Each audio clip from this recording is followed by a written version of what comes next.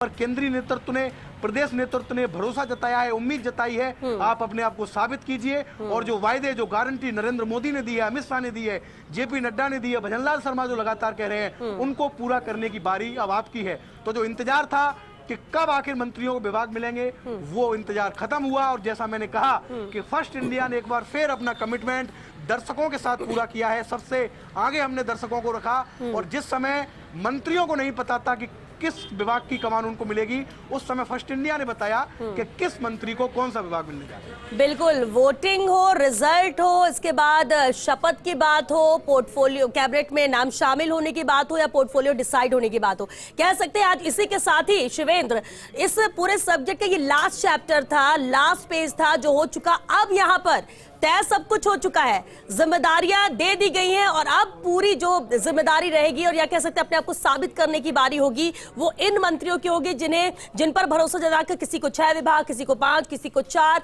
नए चेहरों पर भी यहाँ पर भरोसा जताया गया है। और यहाँ पर पहली बार विधायक बने और उसके बाद फिर कोई 1-2 दूसरी बार विधायक बना हो, लेकिन मंत्रिमंडल में शामिल करने के साथ ही मजबूत विभाग भी दे दिए गए। तो ये भरोसा है इन पर। अब इस भरोसे पे ये कितना खरे उतरते हैं, इनकी मेहनत है ये, क्योंकि इन सभी की मेहनत के साथ ही इन पोर्टफोलियो की डिसाइड होने के बाद ही अब ये तय होगा कि राजस्थान को कितनी तेजी, कितनी रफ्तार के साथ आगे लेकर जाना है। विकास की राह में जो वादे किए गए हैं उसे कैसे पूरा करना है, जो वादे किए गए हैं आम जनता को राहत देने के लिए, ये पूरा मंत्रिमंडल कैसे उसे आगे बढ़ाता है। इस लिहाज से बेहद महत्वपूर्ण हो जाता है कि पहले एक कैबिनेट को बैलेंसिंग कैबिनेट बनाई जाती है एकदम, और इसके बाद इन्हें जो पोर्टफोलियो दिया जाता है वो भी, हालांकि मान सकते हैं कि एक बार फिर से चौंकाने वाली चीजें सामने आई है। यहाँ पर फर्स्ट इंडिया ने हालांकि पहले ही यहाँ पर बता दिया था और अमूमन 100% वही निकला यहाँ पर कि हम जो बता रहे थे कि किसी को कौन सा पोर्टफोलियो मिल सकता है, वही पोर्टफोलियो यहां पर नजर भी आ रहा है। चलिए,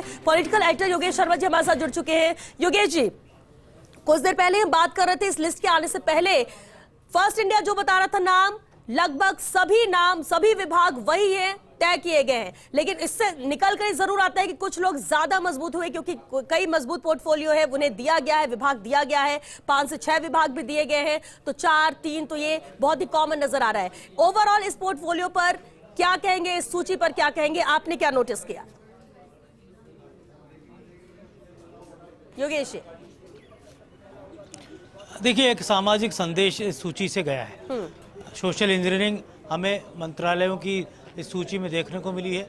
जातीय और क्षेत्रीय गणित का भी इसमें समावेश देखने को मिला है।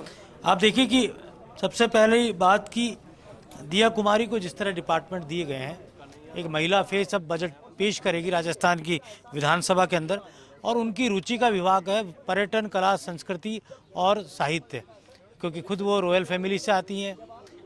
बड़ी संख्या में पर्यटन से जुड़े जो कई कहा जा सकता है कई महकमे हैं जिनको देखे जाने की ऐसे व्यक्ति को जरूरत थी जो खुद इनको समझता हो। तो दिया कुमारी को देने के पीछे का एक बड़ा मकसद ये भी है। और महिला बाल विकास विभाग, क्योंकि वो एक बड़ी फेस है, महिला फेस के तौर पर इस पूरे मंत्रिमंडल के अंदर डिप्टी सीएम भी है, तो वो उनको देने का मकसद भी ये रहा गया होगा। और जैसा कि आप थोड़ी देर पहले ऐश्वर्य बता रहे थे कि एक दलित फेस को परिवहन के साथ ही तकनीकी शिक्षा, उच्च शिक्षा जैसे महकमे प्रेमचंद बैरवा को दिए गए हैं, उन्हें भी पावरफुल रखा गया है यहाँ पर। और कई महत्वपूर्ण डिपार्टमेंट जो ब्रिजेंद्र ओला के पास है, ख़ास तौर पर पूरा ये महकमा हुआ करता था परिवहन का, वो अब प्रेमचंद बैरवा देखेंगे। डॉक्टर किरोड़ीलाल मीणा जिनको लेकर ये कहा जा सकता था, और ये जो पूरा ख़ास तौर से ग्रामीण विकास पंचायत राज जो रमेश मीणा के पास था, कृषि महकमा जो पिछली सरकार में लालचंद कटारिया के पास था, और कृषि का एक अलग बजट भी का प्रावधान भी उस समय तत्कालीन सरकार ने किया था। अब देखते हैं किस तरह ये सरकार बजट को लेकर सामने आती है। लेकिन यहाँ पर जरूरी ये है कि इस पूरे बेल्ट के अंदर ईआरसीपी जैसे, लेकिन योगेश जी, अमूमन हम जब राजस्थान के मंत्रिमंडल को देखते आए हैं तो एक लंबा दौर हमने देखा है कि वित्त मंत्री मुख्यमंत्री खुद रहते हैं। इस बार उस परिपाटी को बदला गया, परिपाटी और भी बदली गई है।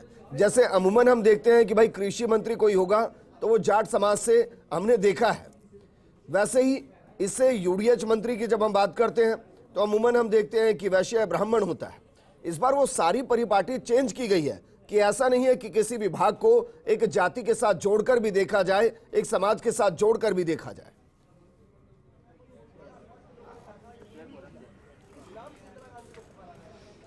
देखिए ये बात सही है, लेकिन कई ऐसी बातें हैं जो खास तौर पर पुरानी सरकारों के मंत्रालयों के दौरान समान रूप से भी देखी जा सकती है। आपने कहा कि वित्त मंत्रालय मिला है विजेंद्र यहाँ पर दिया कुमारी को।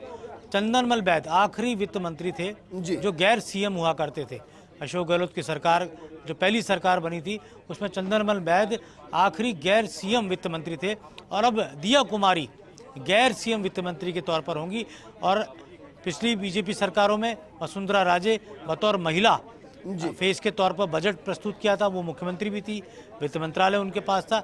और अब यहाँ पर दिया कुमारी बतौर महिला फेस वित्त मंत्री के तौर पर बजट प्रस्तुत करते हुए हमें विधानसभा के अंदर नजर आएंगी। ठीक वैसे ही जैसे केंद्र की सरकार में लोकसभा में निर्मला सीतारमण वित्त मंत्री के तौर पर बजट प्रस्तुत करती हुई हमें नजर आती है। तो एक बड़ा कद यहाँ पर बेहद मजबूत पोर्टफोलियो दिया कुमारी को देकर एक पावर सेंटर की तरह उनको मुझे लगता है कि यहाँ देखा जा सकता है, जिस तरह के महकमे दिए गए हैं।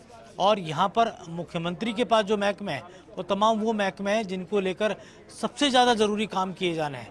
ACB जीरो टॉलरेंस करप्शन के प्रति जो अभियान यहाँ पर मुख्यमंत्री भजनलाल शर्मा ने शुरू किया था, और ACB उन्होंने अपने पास रखी है।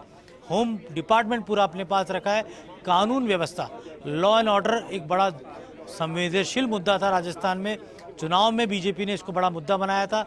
पेपर लीक जैसी घटनाएं भी उस दौरान देखने को मिली थी, उसको मुद्दा बनाया गया था। और ख़ास तौर से जो जिस इलाके से वो ताल्लुक़ रखते हैं, पूर्वी राजस्थान के भरतपुर के इलाके से, जहाँ पर कई जघन्य अपराध भी सामने आए थे उस दौरान।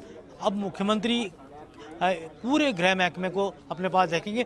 और जवाहर बेगम को उन्होंने अपने साथ जोड़ा है। जवाहर बेगम भी उन्हीं के गृह जिले से ताल्लुक़ रखते हैं और गुर्जर कम्युनिटी से वो आते हैं। तो ऐसे में गृह मंत्रालय उनको देकर, और आपको ये दिलचस्प जानकारी भी दे सकते हैं हम कि जवाहर बेगम उस आंदोलन के अंदर प्रमुख आंदोलनकारी थे जो गुर्जर समाज ने कर्नल बैंसला के नेतृत्व में आरक्षण की मांग को लेकर शुरू किया था। तो अब एक आंदोलनकारी नेता के तौर पर, एक जनप्रतिनिधि के तौर पर स्थापित हो चुके जवाहर बेगम अब गृह मंत्रालय में राज्य मंत्री के तौर पर अपनी भूमिका निभाते हुए यहाँ पर दिखेंगे। योगेश जी, एक और सवाल आपसे, क्योंकि आपने वित्त मंत्री का जिक्र किया, 1998 का जिक्र किया। मुख्यमंत्री जब अशोक गहलोत बने तो उस दौर में तो वो मॉनिटर की भूमिका में थे। अगर मैं सही हूं तो उन्होंने कोई विभाग शुरुआत में लिए ही नहीं थे, और वो कह रहे थे कि मैं सारे विभागों को मॉनिटर के तौर पर देखूंगा। लेकिन इससे आगे बढ़ते हैं, इस बार का जो मंत्रिमंडल है उसमें ज्यादातर नए चेहरे हैं। नए चेहरे का मतलब है जो पहली बार मंत्री बन रहे हैं, पहली बार विभाग को संभाल रहे हैं। तो क्या मैं अगर ये कहूं कि अपने अपने इलाकों के अंदर, राजस्थान के अंदर बीजेपी के जो दिग्गज चेहरे रहे हैं और उन दिग्गज चेहरों के दिल्ली के साथ जो कनेक्शन रहे हैं, उस कनेक्शन के जरिए विभागों के साथ मंत्रियों को कनेक्ट किया गया है?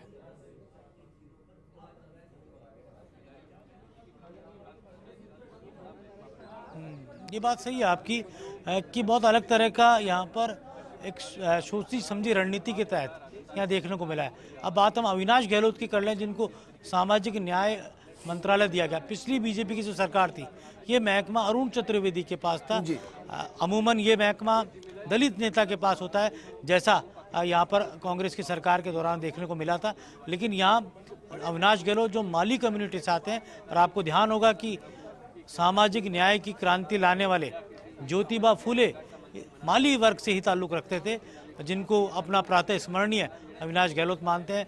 इनकी तस्वीर उन्होंने अपने कार्यालय में लगाई ज्योतिबा फूले की, और उसी समुदाय से आने वाले एक युवा नेता को सामाजिक न्याय मंत्रालय का एक महकमा दिया गया। ये अपने आप में बहुत अहम बात है। और जैसी बार बार चर्चा है जाबर सिंह खर्रा की, मोटे तौर पर हमेशा UDH मंत्रालय शहरी क्षेत्र से आने वाले विधायक को दिया जाता है। पिछली वसुंधरा राजे सरकार के दौरान श्रीचंद कृपलानी UDH मिनिस्टर हुआ करते थे, वो निम्बा हेड़ा से विधायक हुआ करते थे। विधायक इस बार भी हैं लेकिन मंत्री नहीं बन सके हैं। और जाबर सिंह खर्रा जो बिल्कुल देहात से आते हैं, गांव में ही उनका घर है, गांव में ही वो रहना पसंद करते हैं, उनको UDH एक शहरी मंत्रालय के नाते वो अब अपना दारोमदार देखेंगे, विभाग संभालेंगे। तो एक बहुत ही अलग तरह का अनुभव होगा। और क्योंकि उनका लेकिन आपको पता ही है युवी जी, परिधान इसके क्या है। साथ एक टिप्पणी मैं इस आपसे ओटाराम देवासी पर भी चाहूंगा। ओटाराम देवासी बनाम जवाहर सिंह बेढम। मैं इसलिए कह रहा हूं क्योंकि